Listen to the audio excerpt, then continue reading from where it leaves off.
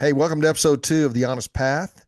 Uh, I'm Jim. He's John. We're a father and son team who are committed to helping young men and the people who love them. We embrace and understand how difficult the world is right now for a lot of young men.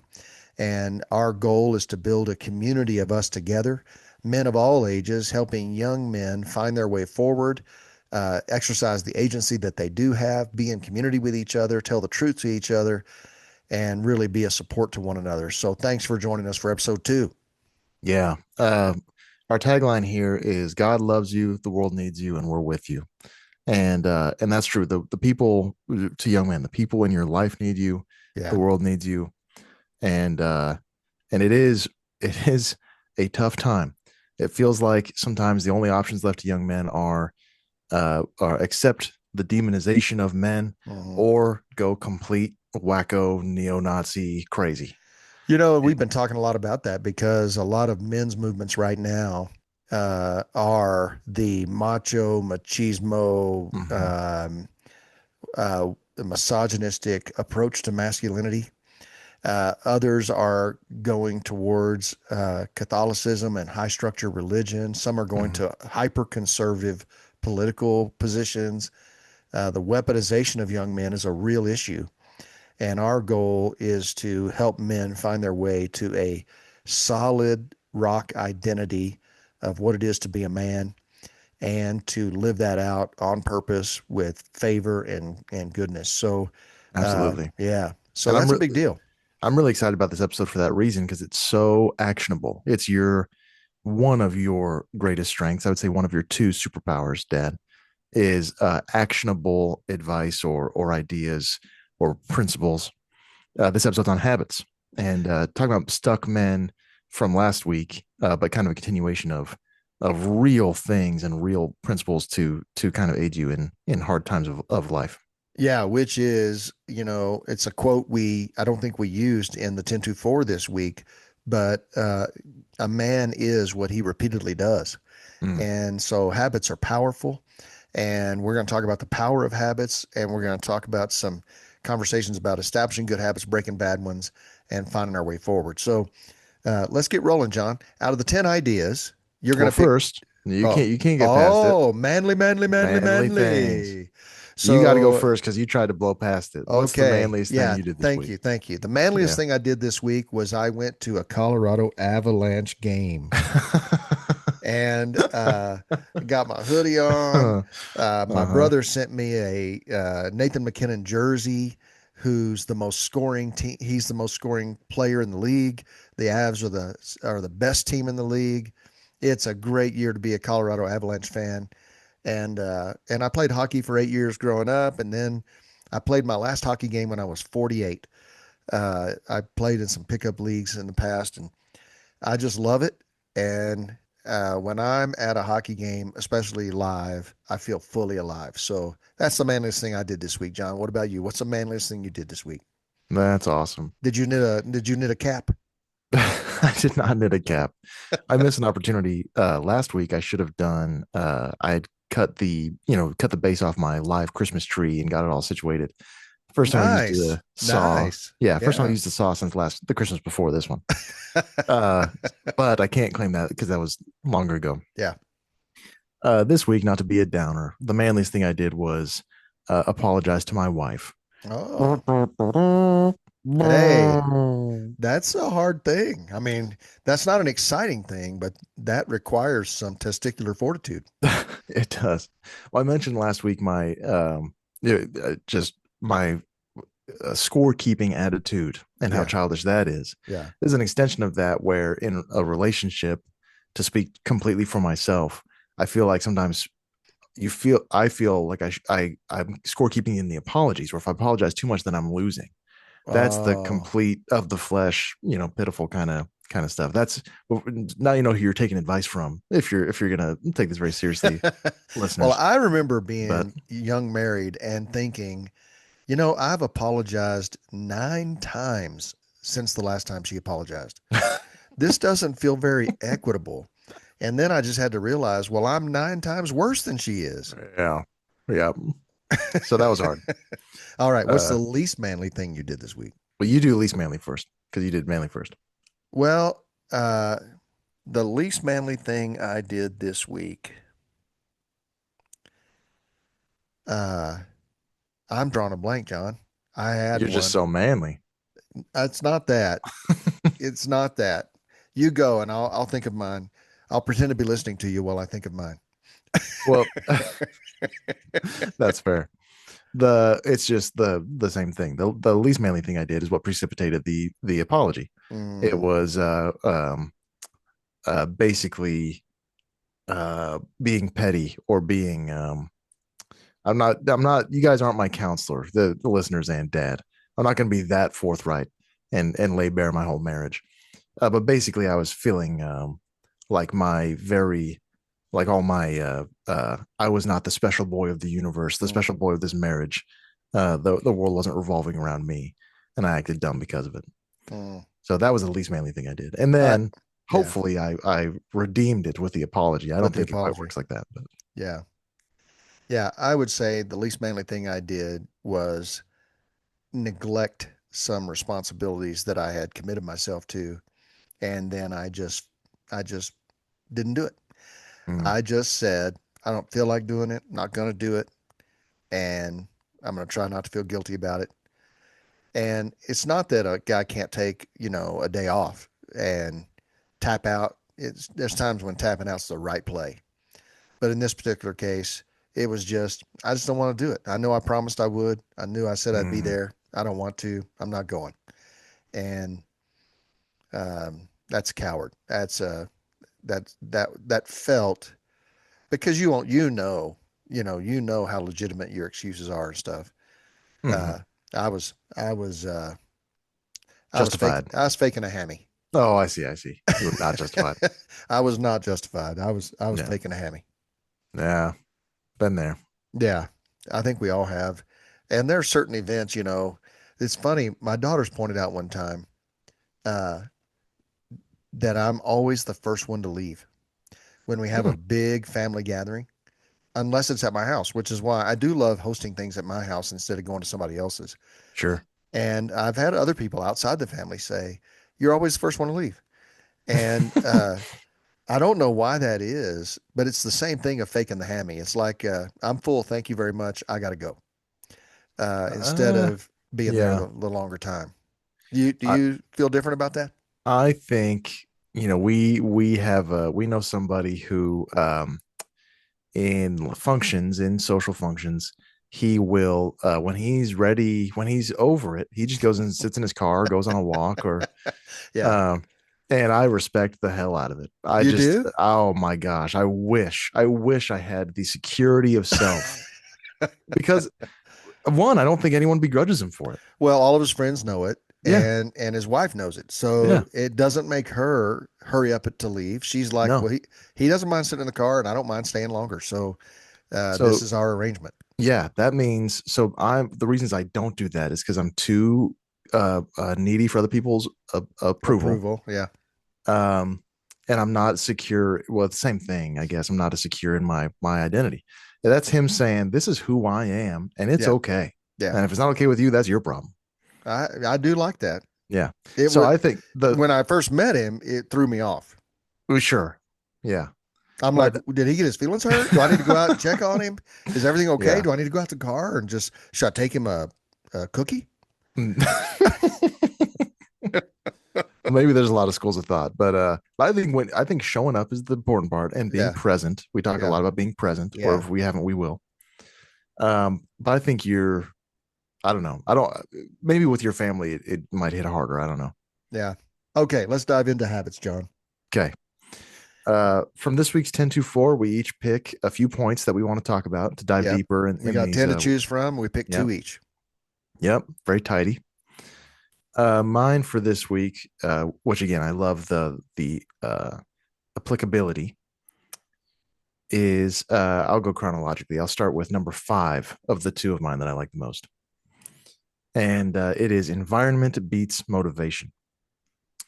So this is super important to me as part of I talked last week about being some kind of a attention deficit, something. And that's Hmm. tricky, undiagnosed, specifically because so many people are, right? And that's, you could say it's because of um, social media technology. You could say all kinds of stuff. The reason I think I have something like that is because of my um, uh, lifelong struggles with homework and school specifically. Yours And were legendary. I yeah, mean, yeah, and with things like, I don't need to justify myself here necessarily, but like, it's, if you go, okay, I'll take away the kids' video games, then I'll do homework. I would stare at a wall for 4 hours. you could You know, entertain yourself with nothing in the room but you. and that's exactly right. So, so there's been a lot of tools I've had to learn to succeed as a working man with responsibilities, Yeah. and that I like to please. Who doesn't, right? I like to be of service. I like to succeed. So I've had to learn some things, and all of that, all of my successes in any kind of discipline are environmental design wins. Mm, None of them are paradigm shifts mentally. So I mean, so that leads to the design shift yeah. as far as like motivation. But all of the success for all of them is owed to environment. So I will. This is probably breaking some kind of set rules, but I'll tilt this up. Things like that over there. That's my storyboard and free write. Both of those are internet free ways to pursue my goal of writing. So the free write, which you've probably heard us talk about if you're familiar with us before this, and if not, we'll get into it, I'm sure, eventually. Yeah. It's just they call it an e-typewriter, a smart typewriter. It has a screen about that big, and and you just type it. It connects to the internet for backup purposes, but you can't Can't browse search the the web or web. anything. Yeah. Yeah. So what I would do is I put the phone at the desk I'm at now, my phone, do not disturb, and I play music and I sit over there. And because what would happen is when I tried to write before, if I hit a wall, which happens constantly because writing is very difficult, Yeah. I would just open a new tab, go to YouTube, and blow 90 minutes. Right? It's that easy. Yeah, it is. And so it was the same problem with editing, which is why last week I showed my printout book, was because then when it was time to edit, I was on another Another internet device, device. Yeah. and the same thing would happen. So so that's designing around my weakness. It's partly, we talked a lot about last week about accepting the truth about who you are. Hmm. The truth of me is that I'm very weak in those ways, and I wish it wasn't so, and it is so. So I have to accept that weakness, and if I want to succeed in my goals, and plan around it accordingly. You know, your whole house is a set of environments. Hmm. You guys do a really good job of creating environments. So, Thank you. so I know that the way you positioned your work environment there helps you focus. And so you could say, well, I'm going to practice a habit of not opening YouTube, but it just helps you if YouTube's not even available. So you sterilize the environment to help you focus. Tell me what that reading nook by the turntable in your house, what does that environment do for you? Yeah. So my house is a Rambler kind of style, single story, and where the garage used to be is just more living room now. It's kind of got two living rooms. It's pretty small. We love it to death. Um, the where the back end of that garage nook is separated from the main space by a fireplace, and so uh, doing a shoddy job of this for a guy that calls himself a writer, but the TV is elsewhere. That's all you need to Mm-hmm. know. Mm-hmm. So that nook has a record player, two chairs, a lamp, and bookshelves in the two walls next to it, and then it backs up to a window, an exterior window. And so that, on like just a brutal kind of psychological level, I'm not looking at a TV Mm-hmm. or a screen at all, which is, rarer than you might think.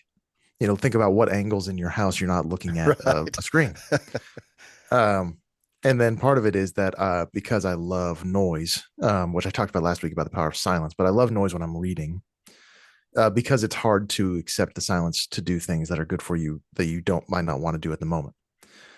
So I have a FM AM radio, which I use for when sports games are on, 7:10 a.m. Seattle Sports Radio. Bless up. and when not, I have the record player. And so it gives me something to listen to that has no distractions, like my phone. Like if I was listening to a podcast, I can't read with a podcast. There's no way. Hmm. And I can't distract myself with it. Or I could distract myself with the phone, but the environment, I have enough going on where I don't need to with the music and with the books. So I think it looks nice. I think it's a nice looking little nook. It's got a nice rug. I love, for me, an environment makes a huge difference. Absolutely. Well, yours is great. The one you're sitting in right now. Well, and I spent a lot of time, putting this together. I'm down in my basement, which is, spacious, and I don't know. I do miss windows. I've got one window, but it's nowhere near me, so I can't even Mm, see it. So it does feel dungeon-like at times, but I've got lots of good lighting. I love being around books. I have a big flat work surface, so the environment does make me get more stuff done, and it dials me in. I have a sleeping chair in my bedroom, and it's a chair that you've said, "Can I have your chair when you're mm. dead?" So That's uh, right. it's a overstuffed leather red chair with an ottoman, and man, I can sleep like a baby in that chair. And so that is the chair I go to read or to totally chill. So environments do help you create uh, sensory, heightened sensory thoughts or experiences, um, and that beats being motivated. If you can set the environment up, it Hmm. will do more for you than raw motivation.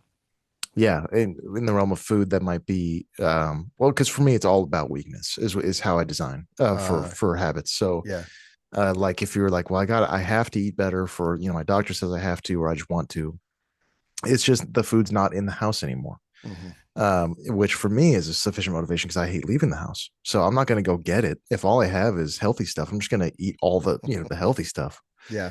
That's the kind of brutally simple design that my mind goes to.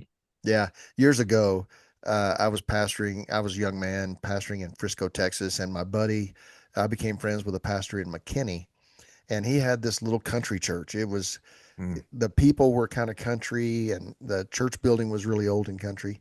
Anyway, a lot of times on Sunday night, they would have testimony time where people share their testimonies. And there had been this guy in the church who battled alcoholism. So he's off the wagon, on the wagon, off the mm, wagon, on the wagon for years. And in this particular time, he showed up. He hadn't been in church for a while. And at testimony time, he stood up. He said, I just want to thank the Lord because I gave up drinking and I'm done with alcohol. And the pastor said, well, what helped you? And he said, I drank everything in the house and now it's all gone. So he cleansed his environment to give himself success. So I guess it's the that's same thing you're saying. that's true. Yeah, that's funny. All right. My first one is number three, which is Keystone Habits Make All Boats Rise. Uh, one strong habit can make many areas of your life improve.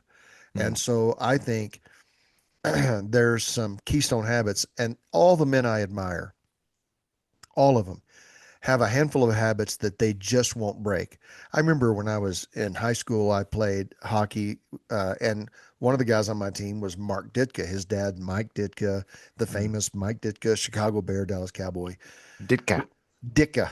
And the thing about Mike is, when it's bedtime, which for him was like 7:30 or 8, it didn't matter if he had a house full of guests. He went to bed. He'd just say, "Hey man, have fun. I'll see you later." And he'd go to bed.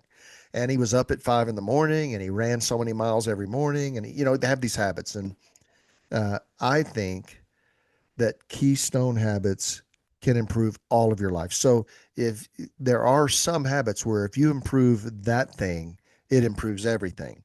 Mm, You're finding that to be true with physical fitness right now, which is universally true. When you feel physically better, you don't have inflammation around your joints and blah, blah, blah. For me, I don't touch my phone till I've read my Bible. mm, So it's a habit that I've built. It's a rule of life. I don't do anything till I've read the Bible. I'll make a cup of coffee, but the Bible, God gets the first, whatever time. I have a habit of falling out of bed onto my knees and I pray the same prayer every morning. I bow my knees to declare I'm a servant of the Most High God. I lift up my hands and pray, come, Holy Spirit, fill me this day that I might glorify Jesus. Mm. And so it's a habit, and reading the Bible first is a habit. And, uh, there's certain habits that just make everything better. And I think it's really helpful to find some keystone habits that do pay bigger dividends than just that one area, and make sure that those are the ones you don't compromise.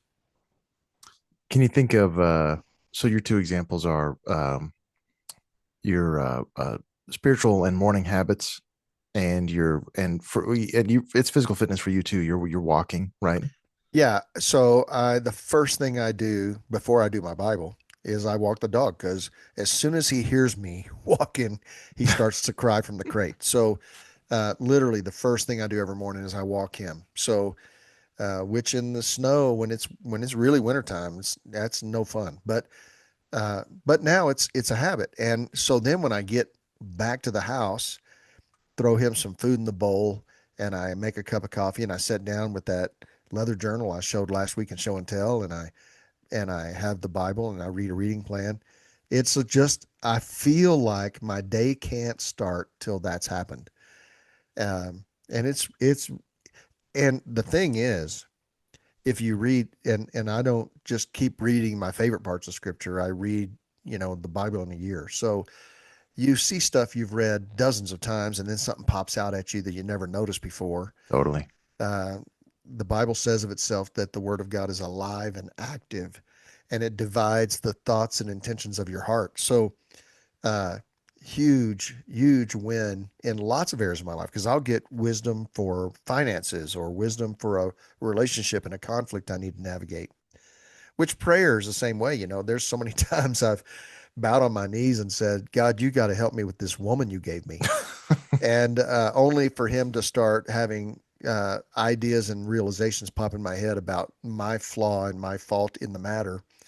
And it's just been incredibly helpful. Yeah. That two more. I hate to jump back and forth between points.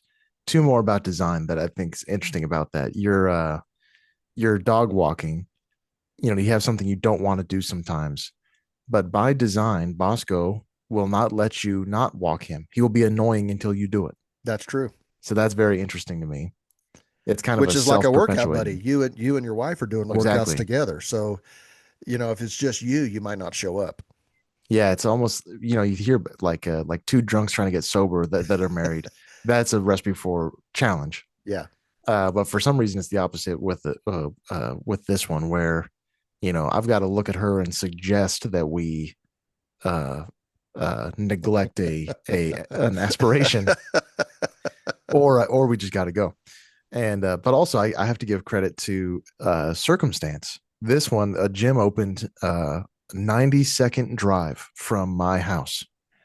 I get in my 90 car, seconds, man. I drive a minute and a half. That's awesome. That's You can't beat it. And Yeah. for a walk, it's about 12 to 15 minutes. So when it's nice, we'll walk, because again, we're not very disciplined people. Yeah. But so circumstance is in my favor with how close it is, and the workout buddy. That's great. Keystone habits. I'm trying to think of how would someone discern? So if someone says, for the sake of this illustration, they're not a Christian, Mm-hmm. uh, and they're already working out. We'll just say that we'll get those out of the way. Mm-hmm. What's another example, just to really kind of triangulate this? What's another example of a keystone habit that you can think of? Well, I can think of um, turning the TV off. So, um, most people fall asleep with the TV on in their bedroom, and boy, there's Most. lots of most, Mm, and there's a lot of data about how bad that is for. It's why you don't sleep so well. Your brain doesn't know that it's time for bed, etc. Um, so we're going to talk about the book Atomic Habits in a minute, but one of the things you do is you position yourself to make the thing happen. So what I started doing was laying my Kindle Paperwhite on my pillow every morning after I make the bed, mm, so that when I go to bed, it's sitting there on the pillow saying, "Read me."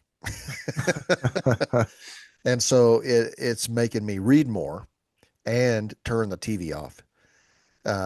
So, that habit stops you because I don't know about you, but when I watch a lot of TV, I'm physically exhausted and I haven't done a thing. Mm, But when I read, I'm invigorated. Or it also helps me, get mentally ready for sleep. And so that would be another one. I yeah, that's think, a good one. yeah, I think I had a stretch of time where desserts only on the Sabbath. So I would only Mm, have desserts on Saturday because I'm a sugar nut. And, that habit teaches me self discipline. It makes me look forward to Saturday. It makes me enjoy the dessert more when I have one. Um, so I think things like that. I yeah. think not going to bed angry. This is one of the first things they teach in a marriage preparation deal. Don't go to bed angry, and a lot of people do, and they hope they wake up feeling better. But it's so much better to just agree together. We're not going to go to bed angry. We're going to work this Mm, out, however long it takes, so that we can go to bed at peace with each other. That's a pretty big keystone habit, I would say. yeah, that's great. The sleep hygiene one's interesting because again, my only success with that has been forced by circumstance. With this kind of insomnia I was talking about last week that I let's fight off and on. I previously had no need of sleep hygiene. Slept like a baby every single night of my entire life. People in school would say, "Oh, I didn't sleep last night," and I thought that was a figure of speech. I thought, of course, that's a joke. No, no Right. one ever actually doesn't sleep at night. So now, and I was one of those who slept with the TV on. But a lot of times when I've referred to that with people, they go, "You did or you do" at the time. So I didn't know it was most.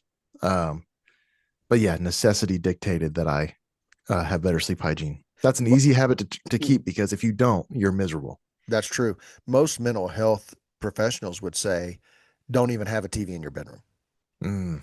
especially if you're married. You should be doing other things in there. Don't waste that time watching TV. Well, now you barely need one, man. You can waste hours on your phone, That's and true. it's tough to have no phone in the bedroom. I know people who do it. For me, I guess I need an alarm clock. Well, that's a great keystone habit there is to plug your devices somewhere else, not in the bedroom, so that you don't keep leaning on them and scrolling while you're trying to go to sleep. What do you do if someone calls you in the middle of the night? Well, you get an old, well, then that, what we do and before you were born when they tried to call you in the middle of the night, you know, You you just don't, didn't go. you don't get it. So, Well, people had landlines. It would wake them up to go get the phone. well, that's true. But when you're in your car, nobody could call you if you're on, Car phone.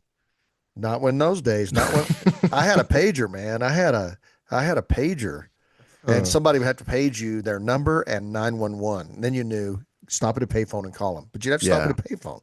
that's great. I wish we still had that. People traveled the country on stagecoaches, John, and they didn't talk to somebody for a month. Yeah, but modern problems require modern solutions. I guess that's true. People weren't, I've talked about this before. Well, you know what? I'll tease it for another day. In the modern world, we come within inches of instant death multiple times a day driving on the road. With cars just going the opposite way of you on a two-way road, you are within a foot of the end of your life multiple times. That's never happened to any human in history before the past 100 years. Huh. Well, thanks for bringing that up. Now I'm nervous to Yeah. drive my car. Well, I'll talk more about it later because modern problems require modern solutions. Okay. Hey, let's take a break and let's do the book recommendation. Oh yeah, I'm excited about this one. Okay, what do you got? I always will be. This is now I'm self-conscious that this is going to come across bandwagony because this book has had a real resurgence recently, especially among young men. Mm. So I am hopping on a bandwagon, but I read this book in the year of our Lord 2020, a blessed year where nothing bad happened. It is Lonesome Dove, Ooh, that's a great one. Pulitzer Prize winning epic Larry McMurtry's Is it opus. Pulitzer or Pulitzer? I say Pulitzer I hear because people say Pulitzer Prize. Pulitzer sounds like puke or pubic It or does. all kinds Well, of bad that's stuff. true. Yeah, Hold that book up again. I want to see that cover. sure. Great cover. With pleasure. Yeah, that's great. I have 4 copies. I buy them every time I see them at Goodwill. Really? Yep. Uh, sometimes they're really ratty. I don't buy those ones. I first read it on Kindle, but it is McMurtry is my most admired in the craft writer. His life is kind of unremarkable in itself. Hmm. Um, but he is the uh he's really the greatest reader who ever lived, I think. He probably wouldn't say that, but he was a book man. That's what he called himself and he aspired to be. He was a bookseller, a book acquirer. He was Mm. a writer second. I mean, I think he probably read 20,000 books, maybe more. Wow. Wow.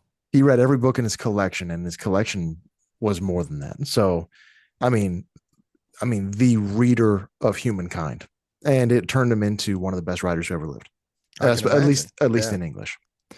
Lonesome Dove is you would call it um, a, a neo western or an anti western, but not as cynical as a lot of anti westerns that you might think of. Like, what's a better example of that? Like Hostiles. Hostiles is an anti Oh, western. what a movie, man. Yeah, great movie, but it's way. This is much more. Lonesome Dove is much more of a um straightforward one, or at least the story it tells is straightforward, but the people are so real. His characters, man, his Yeah. characters are amazing. Reading McMurtry discourages me from writing uh, because he's that good. Yeah. And in this book, I mean, this book changed a lot for me. Like as far as like what I aspired to write, but also tastes. This was a taste changing book. This changed what I'm into. You know, that's crazy. That's very, That's true. Yeah. and I read it when I was 25.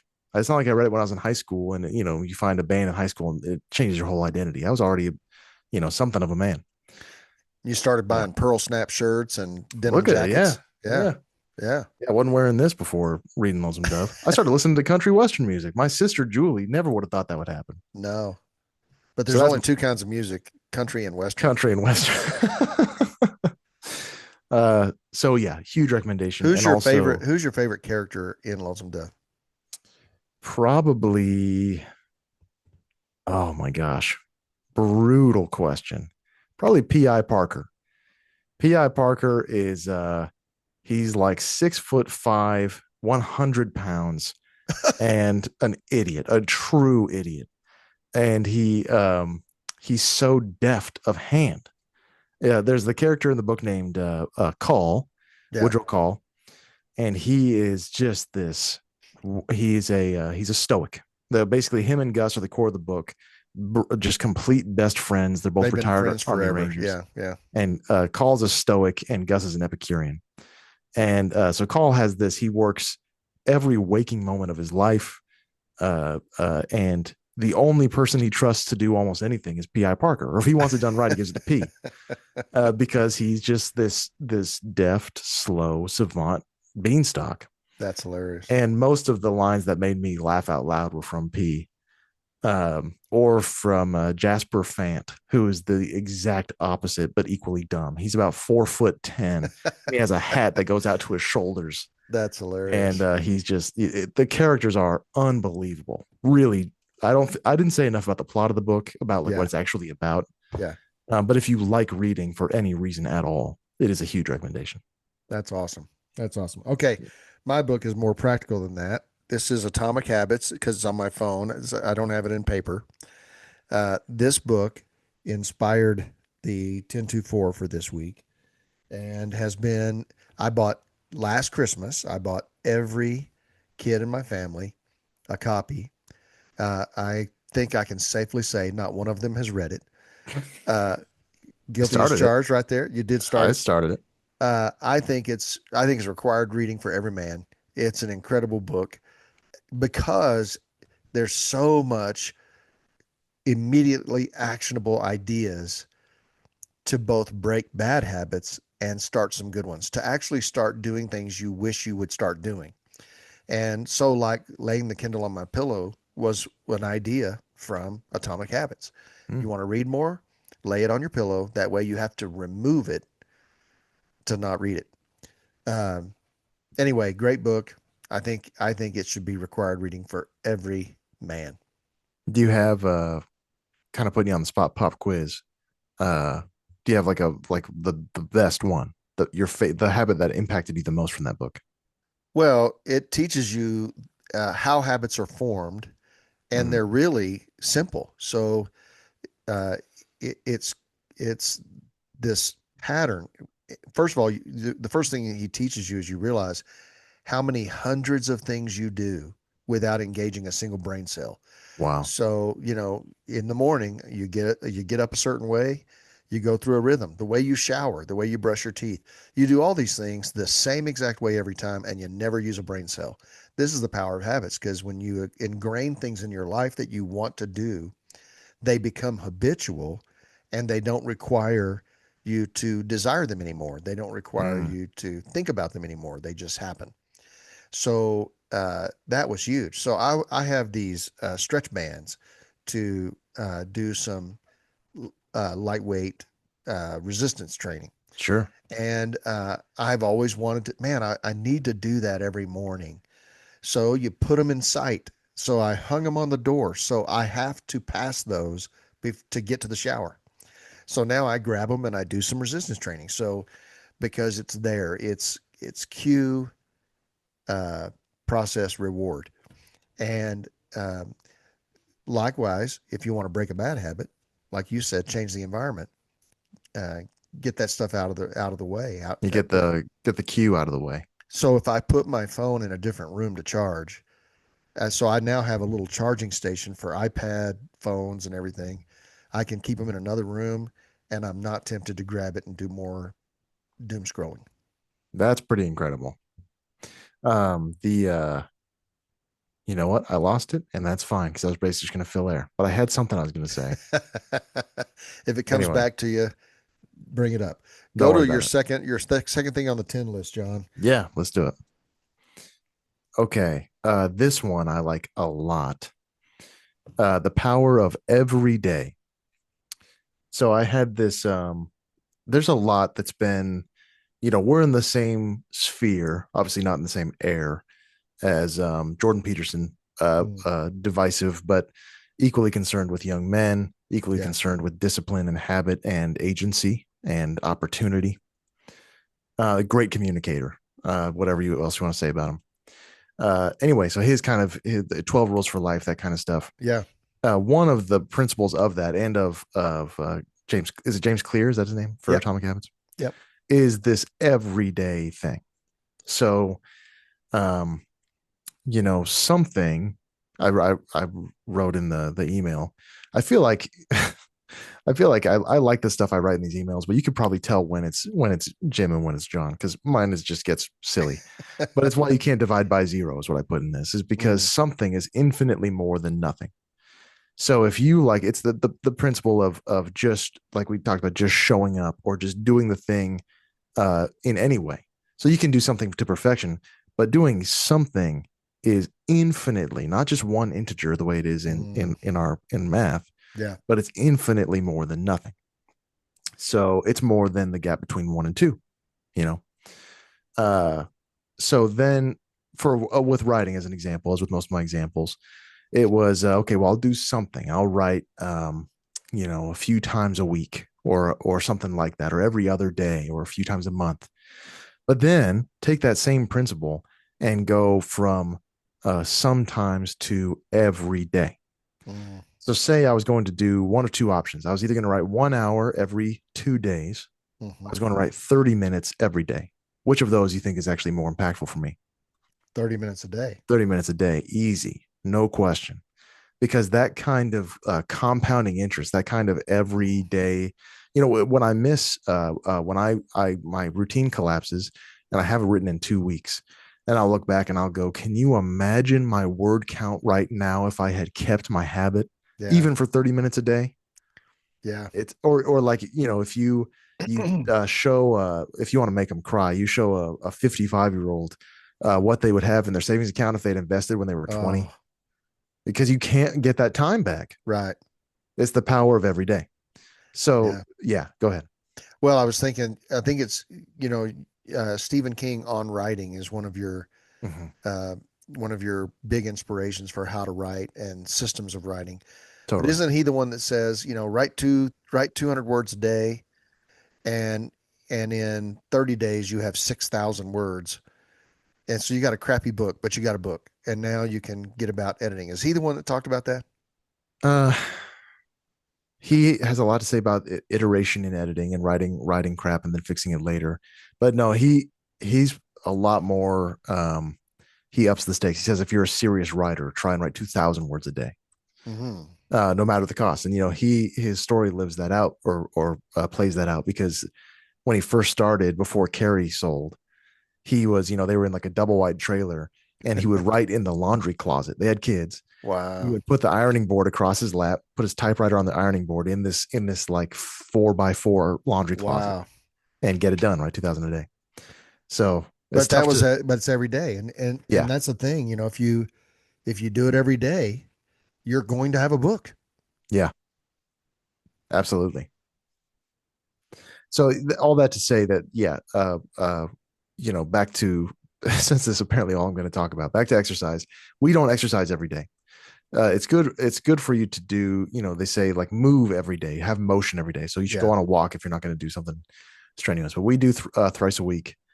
And, uh, and so I'm not practicing where I preach there because I guarantee if we did that every day of some variety, the results would be even better than the ones I have right now. Yeah. Well, that's the walking the dog thing. Every single day I walk him, and your brother keeps saying I'm reverse aging. I'm hitting the golf ball further than I did, for 5 years. I've got more endurance, and it's because it's every single day, which I just wouldn't do if I didn't have the dog. Yeah, that's awesome. All All right. right. What's your second point? Well, my second one is number four, actually. Replacing habits is more effective than resisting them. I can't tell you how many times I have tried to break a bad habit, but it never occurred to me to replace it with a different habit. Yeah. And so this is what it says: uh, changing behavior requires substitution, not suppression. Our lives contain a shocking amount of habitual activity that's deeply ingrained and thus difficult to modify. The best defense against bad habits is the offense of making great habits that can replace the bad ones and lead to better outcomes. So I have learned, for example, I've mentioned I'm a sugar fiend. Man, I love Mm. sugar. But if I replace sugar with clementines, which is now my new jam, Your new then jam. well, I've just loved them for a long time. So I I've guess seen you eat more clementines than I don't know any number of people. well, I can eat a bunch of them, and they really do satisfy that sugar craving. So if I don't have sugar in the house, so that I can't do that, but I do have clementines or bananas or whatever, then I've replaced a bad habit with a good one. Mm. Fruit's actually good for you. The vitamin C there is really good. So my fingernails are stronger and whatever. So it's easier to replace a bad habit than it is to just stop a bad habit. If you were just gonna go from eating your savory dinner to just, you know, nothing, drinking water and going on towards bed, that's way Drinking, harder yeah, than having a clementine. drinking water every meal is a way to replace drinking Cokes at every meal. Mm. Making smaller servings. So I, I clean my plate. So I used to overeat every meal. Now, if I make smaller portions, it's more work to get up and get a second serving. So I make smaller portions. I replaced a bad habit with a good one, and I'm eating less. And so I have just found this to be really helpful. The one exception I would say, as you know, John, my constant life battle is my mouth. And I just say dumb things, inappropriate things, whatever. And for years, I struggled like, don't be critical, be nice. Be nice. Mm. Don't be critical, be nice. And and then I realized, hey, don't be critical, be quiet. Because the brain it takes to say, okay, not to say that, how can I say something positive, blah blah, just don't. Yeah. And that's the one case where just stopping something was better than replacing it, because replacing it required more mental energy, but stopping just meant doing nothing. And so uh, I I still have a well earned reputation for saying the wrong things, but it's a fraction of what it used to be. So people who didn't know me before don't realize you don't Mm, even know how many things I wanted to say. that's really funny. That's hilarious. My only the thing I would change for your drinks example, Coke to water. I would say Coke to unsweetened iced tea because it Mm. still is a treat. It still has flavor. I hate unsweetened iced tea. Well, I do too. For me, it's coffee. It's black coffee. It's my Okay. way to not to avoid drinking any calories whatsoever. Is that I genuinely get a real kick out of black coffee, and it doesn't do anything. It doesn't have anything calories wise. Yeah, black coffee's a good choice. Unsweetened tea, I can't do it. I can mix it. I don't like artificial sweeteners. So, but I'll throw a sweet and low in a tea, half a sweet and low and some lime, and that makes it work. But now I'm on soda water with lime, and we, Ooh, we that's have a soda good. stream, so I can make my own soda water. And boy, that with fresh lime in it, that's the jam, because that still gives Yeah, you the throat burn. that's right. Some people will then you get into trickier because some people because their doctor tells them they shouldn't drink carbonated anything anymore.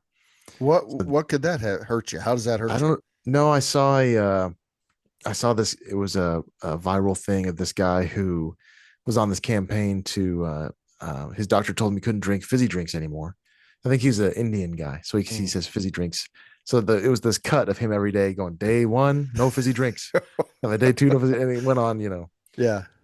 So I took that at face value. Maybe I should have investigated if that was even legit or not. But I'm genuinely curious now whether there's some, because I have wondered, uh, is drinking, because I drink so much soda water now, is that the same hydration as drinking tap water? I feel like no, just in my body, I don't feel as hydrated. So But maybe there's something going on there I need to understand. maybe so this is a real challenge with this, the replacing a bad habit with a positive one, is what if the kick you want cannot or should not be found somewhere else? So like if you're a booze hound, if you're a wino, you can't have that anymore, and nothing is gonna do that for you. Hmm. So recovering alcoholics will drink a lot of sugar in their coffee or a lot of sodas. So they gain a lot of weight. Yeah, and then because their body was digesting all that alcohol straight into sugar anyway, so their Yeah. body's just trying to replace that. But Hmm. nothing's gonna do the burn and obviously the sensory effects. And so like sugar, like if you couldn't do the clementines, like if you were diabetic or something like that, and you have to stop. That's really tricky. Can you think of one Yes. in a case like that? Well, I think you would have a tangential habit. So, man, I really wish I had a drink. I'm going to go on a walk. Mm, I really wish I had a drink. Here's the leash, dog. Let's go. mhm. So that I can distract myself from thinking about it. So I think the habit I would replace that bad habit with is a tangential habit. It's a distracting habit. But it's the same Totally. thing. Something you enjoy that makes you feel physically something, but you just can't replace, what booze does for you. That's a great point. And it's back to cues also. Yeah. For addicts especially, there's always triggers. Yep. So it's having replacing the negative habit with a positive one with the same The trigger. same trigger. Yeah, Yeah. that's a great point. Yeah. Yeah. So, hey, show and tell time, John, before we get to a couple of questions here. Sure. You want to go first? Yeah, I can go first. Show and tell. What do you got? Show and tell. I've got what cracks me up. I think I'm going to do as many that are in arm reach as I can until I have to bring something from outside my office. I'm looking at tons of them, but this is one that was right next to me. This is my Savinelli pipe, Mm. an Italian made pipe that I bought in Scotland, in Edinburgh, a few years ago. And I knew I wanted to buy a pipe when I was there because I've had actually that should have been my first show and tell. I have the Amazon pipe, a Meerschaum style. Yeah. That was like $10. I'll do that later. That is amazing. I love that thing, and it's lasted me forever. But I knew I wanted to get a nicer one in Scotland, and I might have kind of failed by not getting one that was made there. a little bit. It's kind of a funny You souvenir. bought a pipe in Scotland that was not made in Scotland? That's an Italian pipe. I don't even understand you anymore. It's a Savinelli, man. It's a good brand. You could And buy I that know in where I America. bought it. You could buy that in America, I could have it shipped to America from Italy. like they had it shipped to Scotland. Yeah, exactly. Anyway, I shouldn't have said that.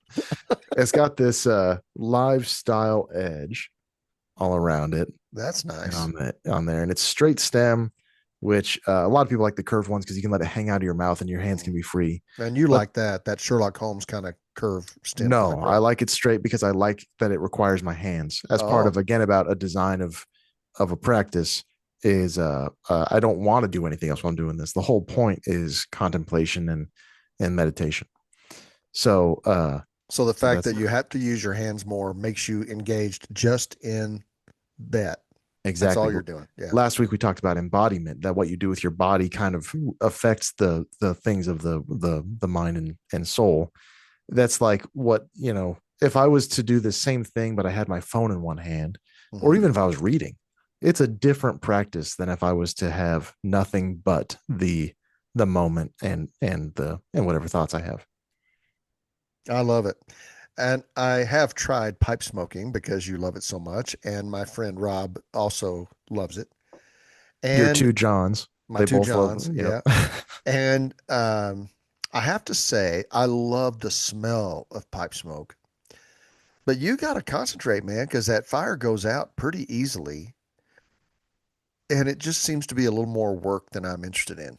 And maybe I just don't enjoy tobacco enough to, for the juice to be worth the squeeze. So Sure. I love the idea, uh, like the little cigars. I don't want to smoke a cigar. I want to have one in my mouth that still has the cellophane on it because I like the little bit of taste I get and I love the smell, but I don't want to smoke it because it's nasty.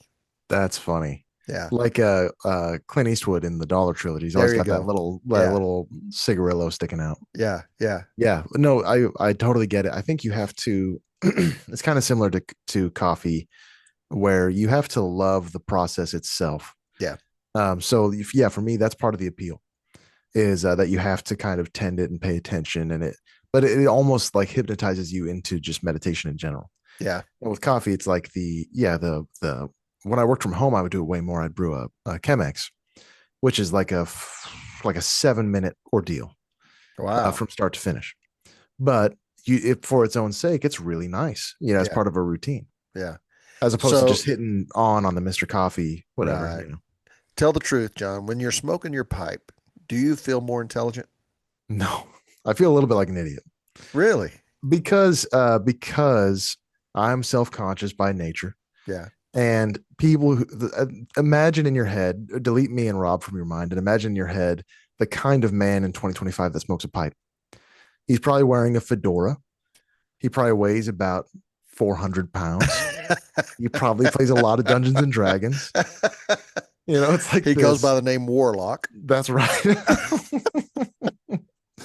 So, not to be rude for anybody. I'm Yeah, very you just that insulted was about, mean. yeah. That was very mean. If you play Dungeons and Dragons and are that weight, it is. I love you. I'm very similar. Point being, You're no lightweight, speaking of weight. no, not at all. Yeah. So anyway, I am critical of myself and of the kind of hipster image of that. I'm doing this to be cool. Yeah. But just to be honest with myself, I'm really not. I retreat to solitude to do it. This is the first time I've mentioned it in public, and I don't Yeah. know You how. don't ever have an audience when you do it. It's just you on the No, back porch, you and the dog. yeah, and he barely even likes it. Okay. My show and tell is my hat and my abs mug. Oh, So the reason these are my show and tell tonight, and you can see on the other shelf there, I have a Seattle Kraken mug yeah. because the Kraken expansion team was there when I lived there, and it was a blast to be a part of that.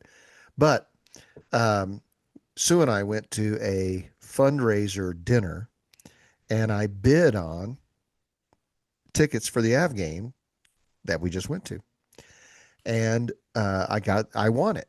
but I didn't know that it came with this mug and this hat. So, Nice. and a parking pass. So, I got to support a organization called Shiloh House that serves at-risk kids and foster kids. They do an incredible job. So I got to give them some cash, and I got this mug and this hat and a great hockey game. Now, the thing is about this mug, it doesn't keep anything cold. So Oh. it's a real bummer. That's why it's on a shelf and not being used, because ice in this thing doesn't even last 2 hours. Wow. So my other mugs that I actually use, the ice will last, 6 hours. So it was really disappointing that it doesn't keep cold things cold, It sure looks nice. but it is nice looking in it, and it's got Yeah. this matted finish, so it's really nice on your hands. I love that. Yeah. Anyway, so that's my show and tell for today. I might sometimes depending on, the situation, you might just have to grin and bear it and just drink a lukewarm drink to have that nice cup. I mean, that looks really nice. Yeah, maybe I haven't tried coffee. I haven't tried hot drinks, but my instinct is they wouldn't stay hot long either. Well, what's the problem with that? I thought you famously drank things very quickly. I do. I do. But I carry one around with me all day. So like this one, it never leaves my side. And all I Mm. do is keep adding more water to it. So Oh, because the ice is always there because it's because so the ice is yeah, always there. So when yeah, I got to add ice and water, now I've doubled my effort. It's just frustrating. yeah. So there you go. There you go. All right, John. Last time I asked you one of the questions, you asked me one of the questions. This time you get to self pick your question because I don't No, want no, no, no, no, no, what do you no, mean? no. No, no, no. I like the drama. I like you calling my shot and I call your shot. Okay, you get to go first this time. Okay, all right. Let me see. Hmm. Ooh, I pick number four. That's what. Oh, okay. I'm okay with that. Okay, if your current habits continue unchanged, where will they take you in 5 years? Probably to disability. Oh my goodness. Um, I thought you were so, aging in reverse. well, in some ways I am, but I can't seem to kick this sugar thing, and I'm not exercising enough. So at first, all this walking made a big difference, and it still does. My blood pressure's down, and I've got more endurance, uh, but I still weigh too much. My weight has not changed for like 5 years. Really? With all the Uh, walking? yep. Uh, I mean, it changed a little bit. Uh, it has changed a little bit. My new high is lower than the high it used to be before I started walking.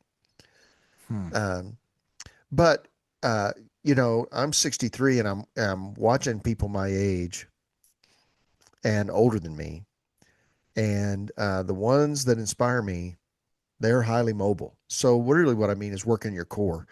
Uh, I think disease. I got friends who are fighting cancer. I got friends who've had knees replaced and hips replaced, and I've come to believe at a core belief that your core, so you know, abs, chest, uh, stomach muscles, and carrying less weight. I think they're going to extend my life or extend the functionality of my life so that I'm not uh, disabled. Hmm. So I really want to be highly physically functional for a long, long time. Yeah. So that's my simple answer to the question is if I don't change my habits, I will not have the length of functional physical abilities that I want to have. Sure. I don't want to demotivate you, but I would say celebrate your victory of all this walking and your BP being down, and I think this is good stuff. You use it or lose it kind of stuff, and you're using it. So Yeah, and when I take the grandkids ice skating, and we do that. Last winter was the first time we found that place. So me and my grandson Jameson, we went there 5 times last year, and already this year I've gone twice. And man, I just skate circles around everybody out there because I love it, and my thighs. are just solid as rocks now. So it is a very rewarding thing, but I'm surprised at the amount of endurance I have. I can just do lap after lap after lap after lap, pushing the kids on their little Yeah. skates, the stand-up stand, that they hold on to, and So that's a real victory, man. it Imagine if is. you, yeah, if you come to this moment where it's time to skate with the grandkids and you got 2 laps and you're huffing and puffing. Yeah, That's good stuff. it is. It And you is. got bionic Achilles tendons too. That probably doesn't hurt. That's true. Having two repaired Achilles. Okay, John, you have to answer question three. What Okay. habit do you defend even though you know it limits you? Ooh, What habit do you defend even though you know it limits you? there's plenty.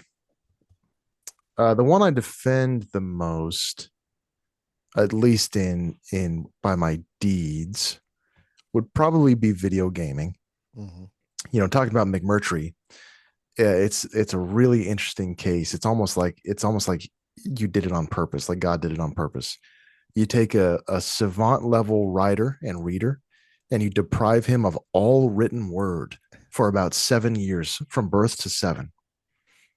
He doesn't even remember being taught to read. He doesn't know. Really? And then a cousin going off to war drops off a box of books at the McMurtry house, and he gets these books and he reads these books ragged immediately. There's like 12 of them in there, and he reads them just on repeat every day, every free moment of every day. Really? So yeah, so it's almost like if you took a savant and you deprived them of their great life love and then just threw it at them, would it create this insanely Mm. starving man who his whole life just feasts on words and becomes a legend? It's very interesting to me. So I play around with, what if I just had no TV in my house? My brother and sister in law, who I love to death with their great kids, they have no TV, and they do radio. They have radio plays for the kids sometimes. Talk about real going back in time. And I love being over there. I get a lot of reading done. The kids are so fun. So I daydream about that. What if I just became a book Mm. man and I quit playing around with the video games? Yeah. It is the first thing to go. We're talking about priorities. I think last week, if anything goes in any given day, it is the games, but they beat out reading oftentimes, more often than not, Mm. and that's not right. Not at least in my spoken priorities. Are they beating out writing? Uh, no. I delineate productive hours and unproductive hours. Oh yeah, They yeah. beat out everything in the unproductive hours almost. Gotcha. Almost. Yeah. Yeah, Yeah. we what I do with our TV is I put Spotify on it, or right now I'm using YouTube channels that have all this AI Christmas scenery created. But but Yeah, we're going to talk about AI because that's a big deal, and you have an incredible passionate hatred for it, Mhm. and I'm acquiring one. So I'm learning a lot about all the reasons to hate it. So we will talk about that. So I didn't mean to refer to the AI No, there, but please keep going. I'm sorry to but interrupt. they're animated scenes of snow and fireplaces and a cat laying by the fire, and you hear the crackling fire and all these classic Christmas songs. So right now I'm doing that, but I find when I create an environment with my TV that is music, I don't stare at it. I enjoy the environment it creates, and I do productive stuff. Mm, So if I'm going to vacuum the house, I turn the music up really loud, and it makes me yeah. enjoy the vacuuming. So that TV, it doesn't matter if it's a women's quilting show. I can't stop staring at it. Yeah. Lindsay was watching Love is Blind. You ever see Love is Blind? No, I don't. I refuse to watch reality TV. That's a So good man. I've heard a Uh lot about it. A lot of it people is love it. it is maybe the dumbest thing that any human ever filmed with a camera. And if Lindsay's watching it, I'll do that thing. You stand in the back of the room and just start Yeah, watching it for 25 and you're minutes. paralyzed. Yeah, Yeah. Yeah, it's a mess. I hate that. Yeah. All right. Well, hey, man, we are really grateful that you joined us today. I hope that we're an encouragement to you as you think about the habits you have and the habits that you might add to your life or replace in your life. Um, we're going to keep harping on you to read a book. So pick up Atomic Habits if you can. I want to remind you that our community member town hall will be January 29th at 8 p.m. Mountain Time. So adjust that to your time zone. January 29th, we're going to hop on Zoom. If you're a subscriber, then you'll have an email with the Zoom link in it. If you're not a subscriber yet, hop on and subscribe. If somebody passed this on to you, shared it with you, join the community, man. We'd love to have you. Um, and yeah, so also share this with a friend. It, what we need is more men, and we want to strengthen as many men as we can, and we want to have community with as many men as we can. So we're all going to be better together. So And thanks for also, listening. Yeah. well, yeah, we also want to serve because we part of the acknowledgement of the problem of the current state of young men is that so many people are affected by this. So if you are the mother of a struggling man, Mm-hmm. the wife of a struggling man, please stick around, share this with them, and we would love all kinds of feedback. Obviously, because we have a mission, right? Yeah. We have a target, um, but we want to be effective, and we're new. It's episode 2. Yeah. So any kind of feedback you have or topics you want to discuss, please throw them our way. We would love that. And you can email us at info@jimladd.com. Um, uh, the honestpath.com was not available. Turns out there's lots and lots of honest paths. Yeah, whoops. So that's the only reason the email address is my name. But jump on there, send us a thought, send us questions you have, topics you want us to discuss, or feedback for the program. We'd really appreciate it. Awesome. Thank you guys. Have a great day.